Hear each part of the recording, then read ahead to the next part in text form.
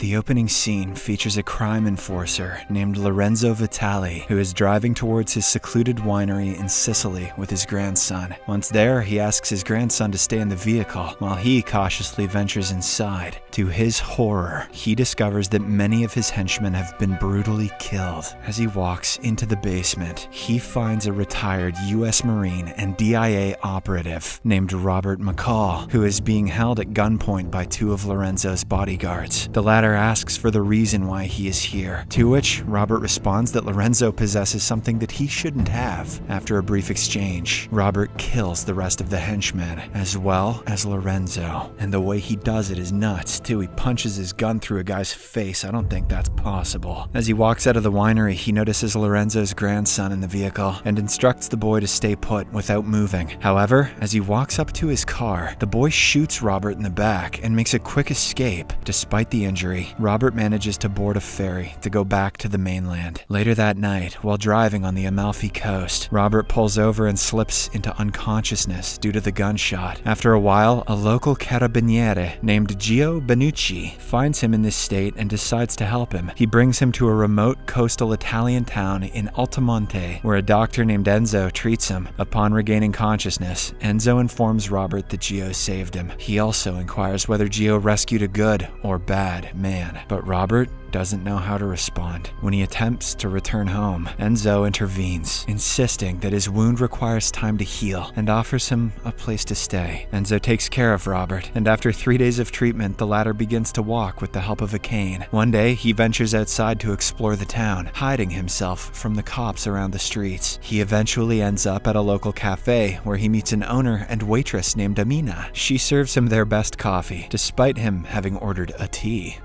You're goddamn right. Shortly after, Gio comes to the cafe on his regular visit with his daughter Gabby and meets Robert. While Amina entertains his daughter, Gio hands over Robert's car keys and clears that he hasn't checked his bags yet. Gio also mentions that he has parked Robert's car behind the station and can retrieve it whenever he feels better. In the next scene, Robert makes an anonymous call to the CIA Financial Operations Group and speaks to an agent named Emma Collins. He tips her off about the winery in Sicily and how it has been connected to the illegal drug trade, disguised as normal business transactions. After conveying this information, he renders the phone dysfunctional. On the other hand, Emma relays the information with other CIA operatives. Robert spends the next few days wandering around the town and eventually gets acquainted with the locals there. In the midst of this, he also learns about Camorra, an Italian mafia gang who harasses and threatens the town people over their earnings, demanding regular payments. In other words, they're bad guys. And Robert is a good guy. That's all you really need to know. One day, Robert notices a local seafood vendor named Angelo getting beaten up by a high-ranking Camorra member named Marco Quaranta. Before leaving, he threatens Angelo that he will come back next week to collect the money. Following this, the gangsters head to a large building where the leader of the Camorra, who is also Marco's brother, Vincent Quaranta, is trying to forcefully evacuate the premises. It turns out that Camorra is working on their grand plan, commercializing the town by building new hotels, resorts, and casinos. In one of the building rooms, an elderly man in a wheelchair refuses to comply with the gang. As a result, the gang members hang the old man from the window, leaving him to die. Just in case you didn't know they were the bad guys yet. On the other hand, Robert and Enzo share a pleasant dinner conversation, and Robert insists on helping him with his daily errands. The following morning, he goes to the market on behalf of Enzo and visits Angelo's shop. The kind-hearted Angelo refuses to accept payment for the groceries, stating that it's his honor that Enzo's friend has come over to his shop for the first time. Meanwhile, Emma and other CIA operatives, acting on Robert's tip-off, arrive at the winery to conduct their investigation. There, they uncover millions in cash, along with bags full of illegal narcotics hidden in a storeroom. Surprised that these activities were off their radar, Emma and her colleague Frank Conroy decide to go into the depth of the matter. On a rainy day, Enzo is examining Robert's wound when the latter asks him for the reason why he treated him without involving any ambulance or police. In response, Enzo reminds him of his first question that he asked about being a good or bad person and how he had no answers to it. He claims that his silence was indeed the sign of a good person. The next evening, Robert retrieves his backpacks and prepares to leave the town, but he is stopped by the sound of a bell. Just then, he notices the town people rushing towards Angelo's shop shop, prompting him to follow them. It turns out that Marco and his gang have burnt down Angelo's shop due to his inability to make payments. Despite this dominance, the town people can do nothing but watch helplessly. Later, Robert, along with some townspeople, help Angelo to clean up the mess. Meanwhile, Gio reviews footage of the firebombing and calls the Italian Central Police for an inquiry about a van that was seen outside Angelo's shop. In the midst of this, Robert is gradually recovering, becoming a part of the local community and deepening his friendship with Amina. He also explores more of the local cuisine of Altamonte, eventually adapting to the town. As a result of all this, the Camorra interfering and bringing their influence into Altamonte troubles him far more than he had expected. On one routine day, Robert is seen enjoying his coffee at Amina's cafe when he spots Emma secretly trying to take his photo. Robert then confronts her, suggesting that she capture the photo from a better angle. Emma asks why and how he has such precise information about the winery's real business. However, he sticks to giving her some vague answers, also advising her to delve into her remaining work. As she leaves, she addresses him by his name, which surprises him. Later that day, Gio goes to pick up his daughter from school. During this time, he receives a call from an unknown number, informing him that Gabby's school was over a bit earlier than the other kids. Concerned, Gio inquires to one of the teachers, who reveals that an officer had picked Gabby up just a while back. In a state of panic, he rushes home, only to find his wife and daughter held captive by the Camorra gang. Marco then beats him up in front of his family, punishing him for interfering in their operations. The gang threatens to take the life of his family if he interferes again. In the evening, Robert notices Gio leaving Enzo's office with blood patches on his face. Curious, he asks about the matter, and Enzo explains that such incidents are common in many towns due to the Camorra. According to Enzo, the issue is like cancer with no cure. So, just like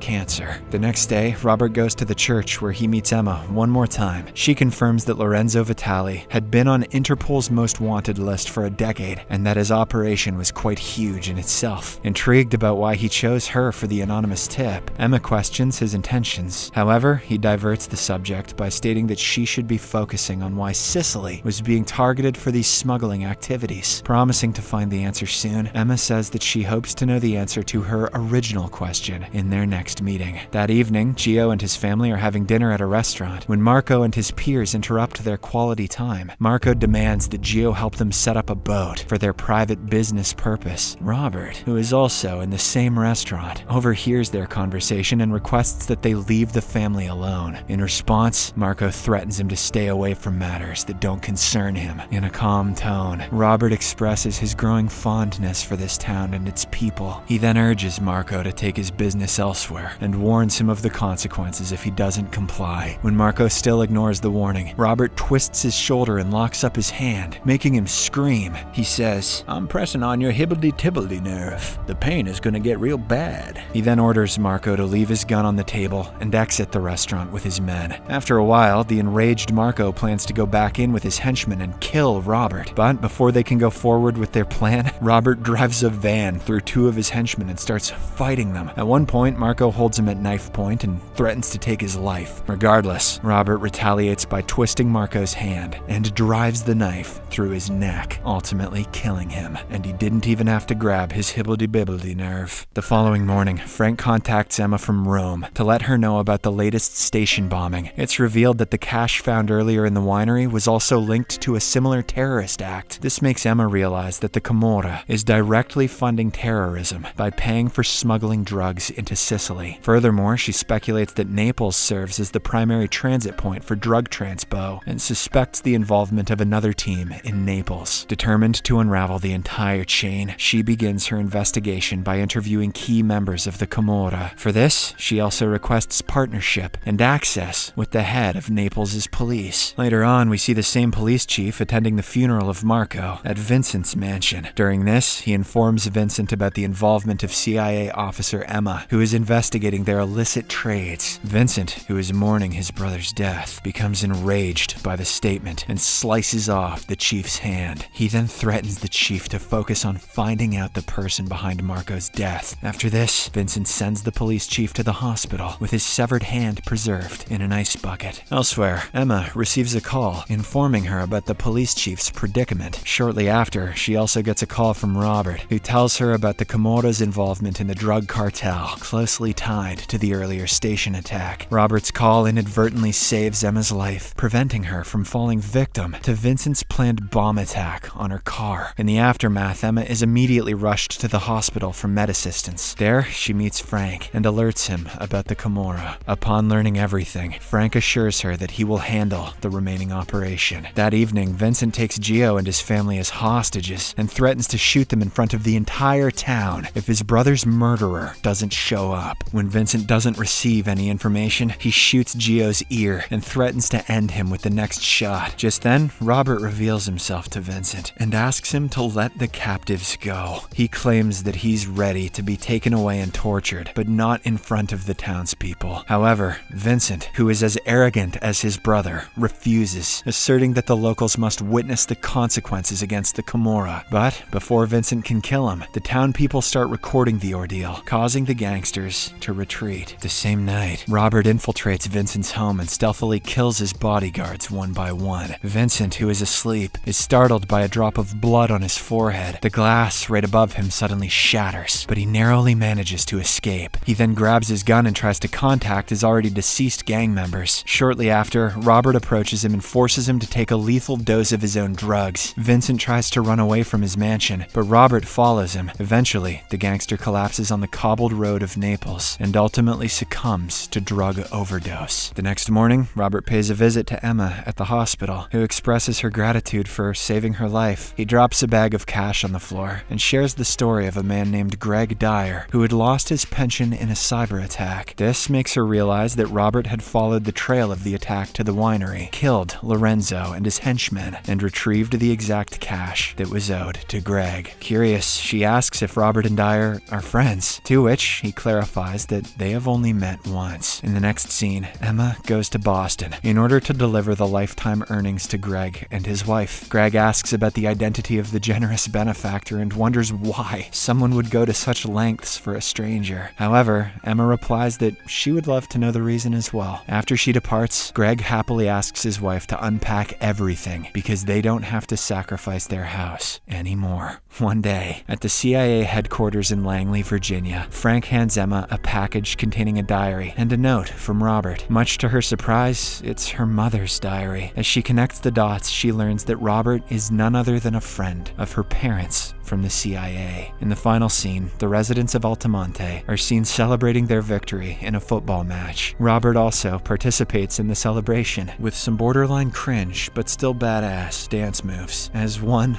of the locals. Subscribe for more videos like this, turn on notifications, and leave a like to help the channel out. Thank you for watching.